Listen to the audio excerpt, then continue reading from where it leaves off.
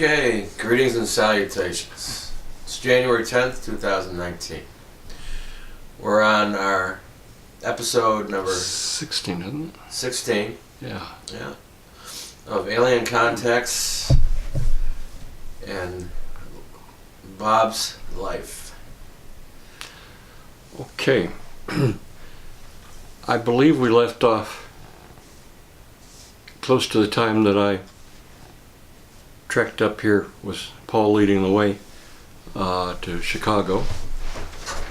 It was in September of 2004, actually near the end of September of that year. What year? What year? 2004. Okay. That was kind of a rough year. As Paul has told you, I had a number of dogs with me, which that was great. They were from the SPCA, the County Pound. I had adopted an American Eskimo Spitz by the name of Kira. Actually, I didn't name her for the Star Trek character.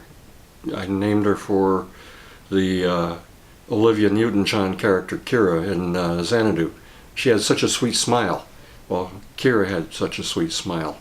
And so she was very sweet, very smart, basically treated everyone else like she was royalty, and maybe she'd give them her attention, maybe not. But people would ooh and ah over how pretty she was, and she'd just turn her head and look the other way like, Anyway,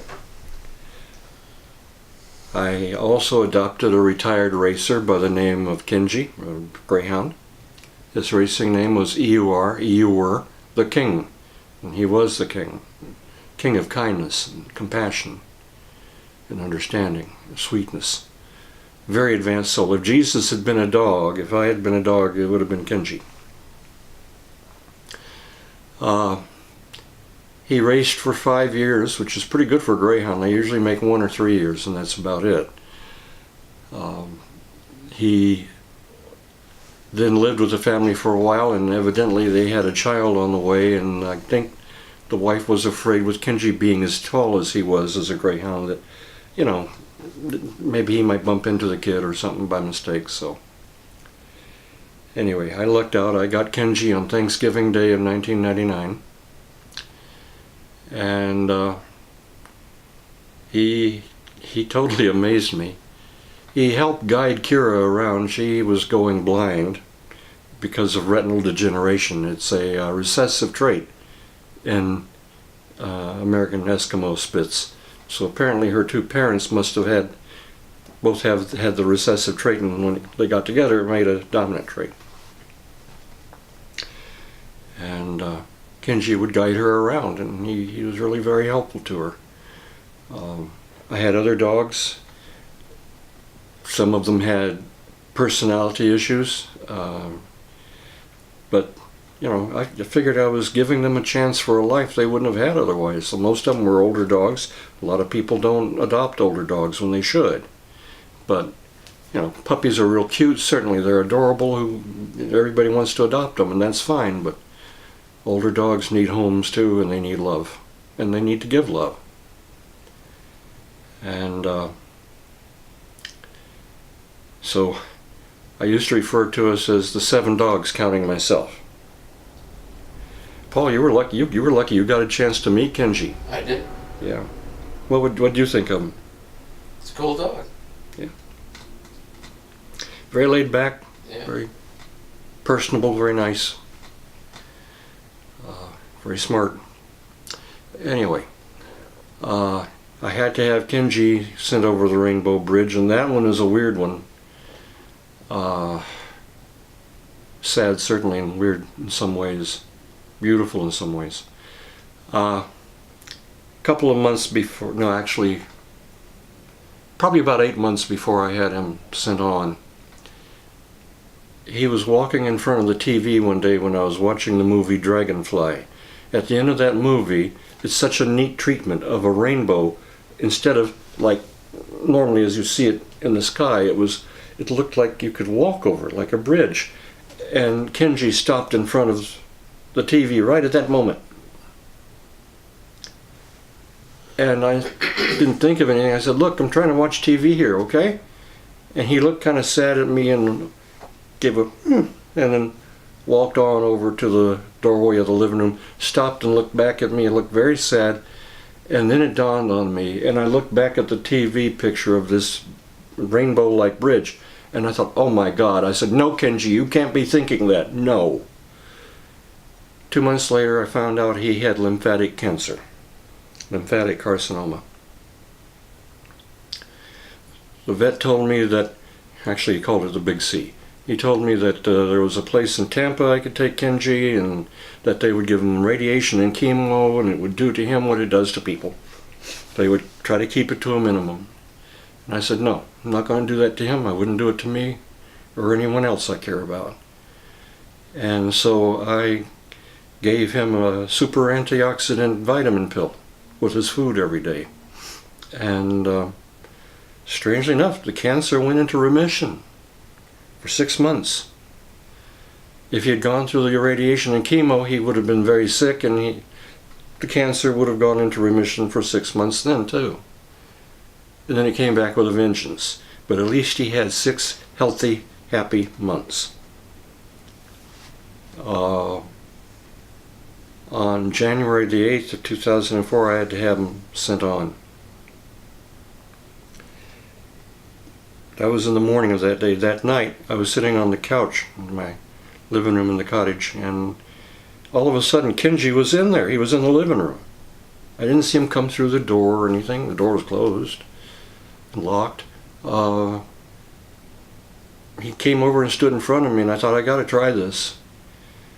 And I put my arms around him, and he was solid, physical. He even put his head next to my head. And then he backed up. I let go of him, and he looked at the other dogs who were looking at him. They were laying down next to me, and they got up and moved to the other end of the couch. Kenji jumped up on the couch, laid down, and put his head on my lap, and I conked out immediately.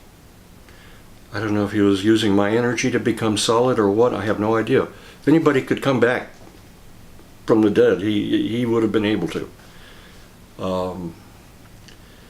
And I woke up later on. He was gone. The other dogs were still on the other end of the couch, and I had to motion them, "Come on, come sit down." And they did. They came over to me. Did it seem like they saw him? Oh yeah. They were looking right at him. Okay. And that's when as he was kind of leaning over and looking at him, they got up and went to the other end of the couch. I didn't have to motion them to do that. I had to motion them to come back to me when he was gone. Well, I think it should be mentioned that Kenji was an aspect of Michael, Archangel Michael's soul. So. Oh yeah, definitely. Very Michael-like. Yeah. Very Christ-like. So that's, like I said, the weird mix of feelings that day. By August of that year, I got tired of being in Florida and tired of some of the memories that I had there. I had wonderful memories there, but I had some sad ones too. That's going to happen anywhere in life, I know that. Paul had indicated it would really be a hardship for him to have to go back and forth if he and his wife Jan moved to Florida, for him to have to go back and forth for work all the time between Florida and Illinois. And I could see where that certainly could be the case. So I chose to come up here, make things easier for him in that way. And do I miss Florida? I know that would be a question. In some ways I do. I don't miss the heat. I hate heat. But I miss people I knew in Florida. And Florida's a beautiful state. It really is. I mean, it's pretty much green all year round. Although I've gotten to where I like snow. with problems with my back and legs now, it's a little bit difficult for me to walk in it safely. But I don't, sometime I wouldn't mind being able to go back for a week or so and visit friends or something. But that's it.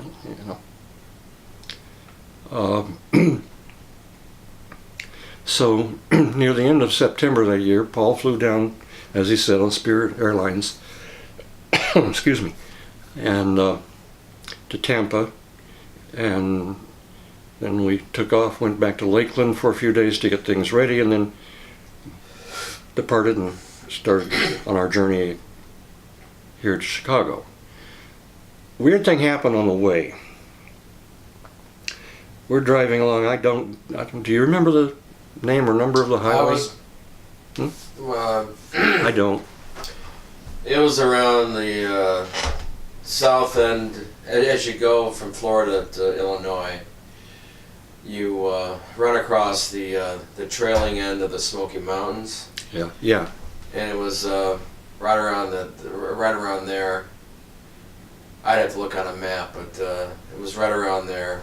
And I was driving the truck, the U-Haul Yeah.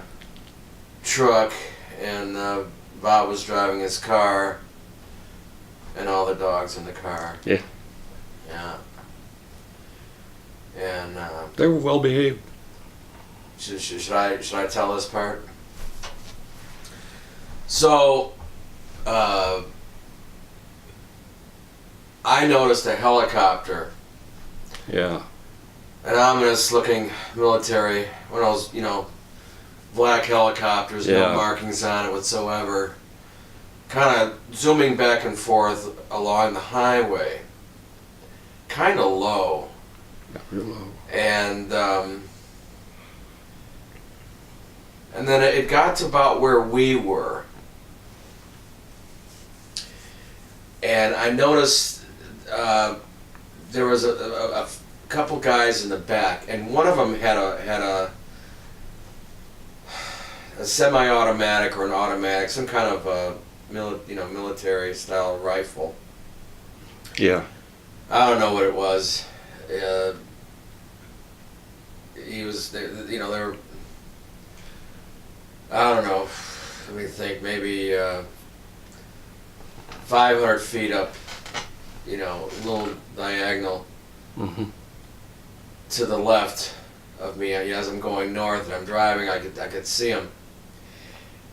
And even though it's just all I can say, at first they were going back and forth like they were looking for somebody. I thought, oh geez, what the hell's going on?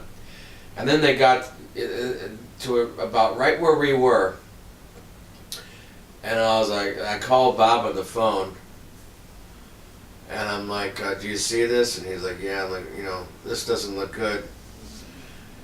And anyway, what are you gonna do, right? So, Mm.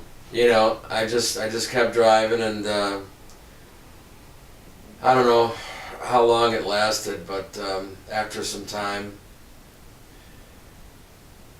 of the helicopter kind of like going back and forth and pausing, kind of like going fast enough to kind of like go along, parallel to where we were as we were driving. I was doing like, I don't know, whatever, 60, 65 miles an hour.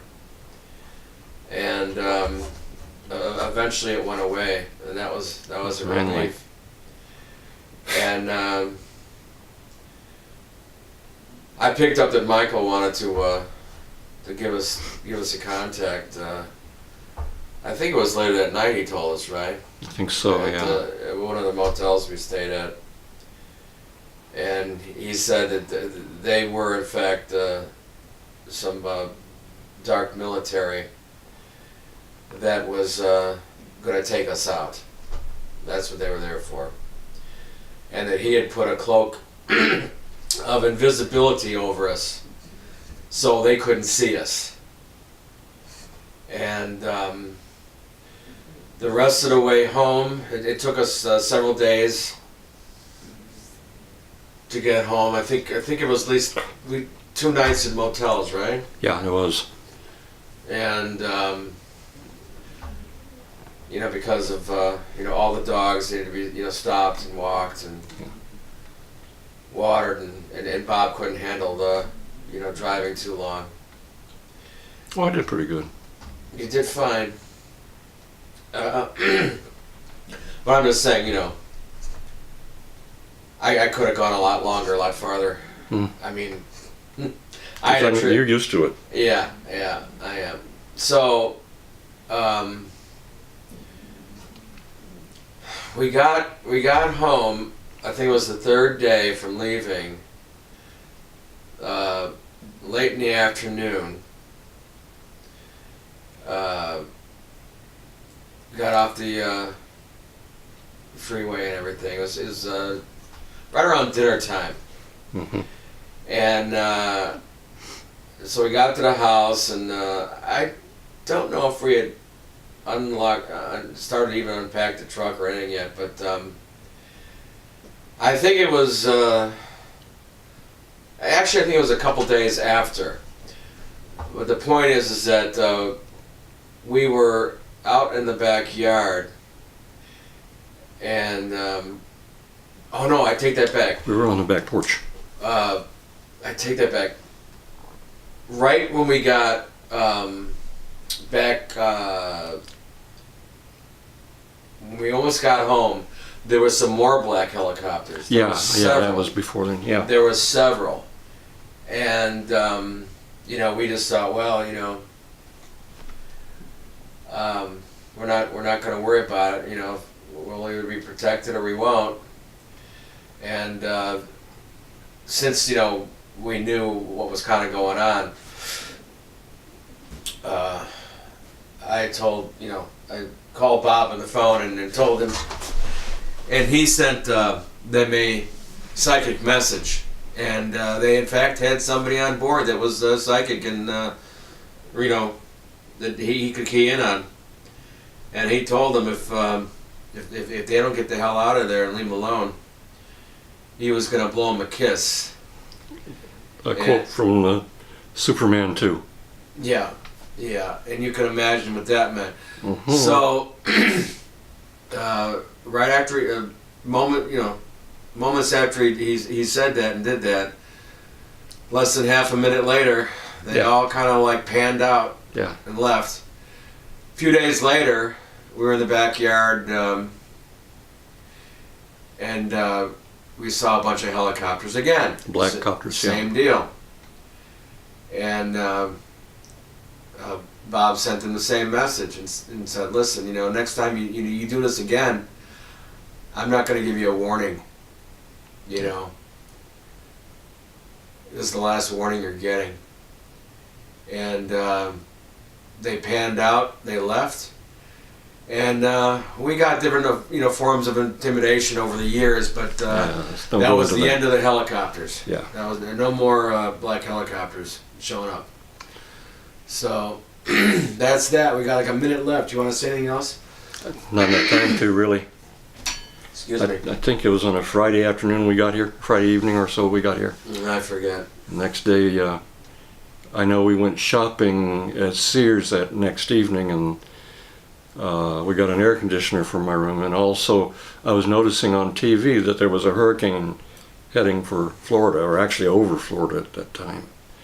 So that was, kind of a shock. I didn't know. I was so busy packing and getting ready to go. I didn't even know there was one aiming at the state. That's right. I forgot about that. Yeah. It had dropped a tree on the cottage where I've been living. That's right. Yeah. My protection field wasn't there anymore. Yeah, and